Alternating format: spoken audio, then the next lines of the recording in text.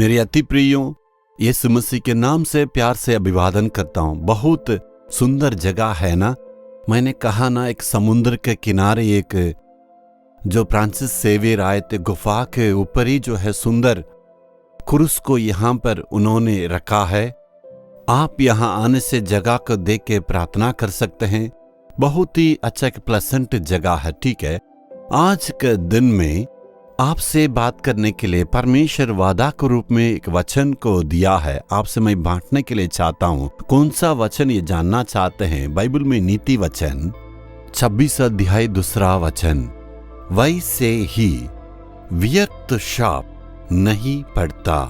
बहुत लोग इसलिए चिंतित है, उसने मुझको, मेरे सासू माँ ससुर माँ बाप बिना कारण से मुझे शाप दे दिए हैं, तुम ऐसे हो जाओगे वैसे हो जाए, शापित दिया, इसलिए वो चिंता है। जहाँ काम करते हैं, पड़ोस में रहते हैं या सामने रहने वाले, तुम जो है शापित रहेगा करके बोल दिए हैं, इसलिए बहुत चिंता में हूँ। लेकिन बाइबल में परमेश्वर वहाँ क्या कहता है? बिना कारण से शाप देते हैं, वो नहीं पड़ता है, वो काम नहीं करेगा। सब लोग बिना कारण से शाप देने से काम नहीं करेगा। यदि आपका द्वारा किसी को आपने दुख दिया, उनका मन घायल हुआ, एक विधवा को जो गरीब है, उनके पास कुछ नहीं है, ऐसे लोगों को आपने दुख दिया, वो शाप दिए, तो वो काम करेगा। खास करके विधवाओं को और जो जिनकी माँ बाप नहीं है, उनकी स्थिति को देख के अपमान नहीं करना, उनको जो है हमें दुखित नहीं करना चाहिए। अगर उनका मन में वेदना है तो हम शापित हो जाएंगे। इसलिए हमारे चाल चलन से किसी को दुखित नहीं देना है, जहां रहता वहां सावधान रहना है। इसलिए हम किसी को दुख देके वेदना दिए, उसका द्वारा शाप आने से हम पर पड़ेगा। अगर नहीं तो बिना कारण से कोई हमें शापित करते हैं, लेकिन हमें उससे नहीं डरना चाहिए, क्योंकि वो हमारे जीवन में कभी काम नहीं करेगा। हो सकता है हमने गलती की, उसके द्वारा हमारे पुरखों ने जो गलती किया उसके द्वारा हम पर शाप आ गया, ऐसे आप कहते हैं। वैसे शाप आने से भी गलातियों 3:13 में लिखा है, यीशु ने हमारे लिए शाप हुआ है।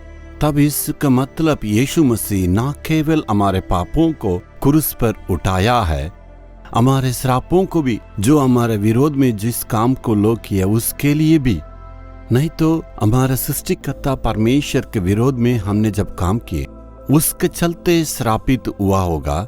सारे श्रापों को प्रभु की क्रूस जो है हमें साफ करता है, क्योंकि यीशु हमारे लिए क्रूस पर श्रापित हुआ है। सिर पर कांटों का मुकुट उसको पहना दिया। इसका मतलब उस कांटे हमारा श्राप को दिखाता। हमारे बच्चे श्रापित नहीं रहना करके प्रभु श्राप को ले लिया। इसलिए हे प्रभु, तू क्रूस पर मेरे लिए श्रापित बना। इस श्राप को दूर करना है। जैसे आप प्रार्थना करते हैं वैसे ही आपकी श्राप का बंधन टूट जाएगा। तुरंत श्राप बदल के आशीष मिलता है। क्रूस के द्वारा ये आशीष हमें मिलती है। इसलिए आप कभी भी जो है डरना नहीं। कोई भी आपको श्रापित करने से नहीं डरना है।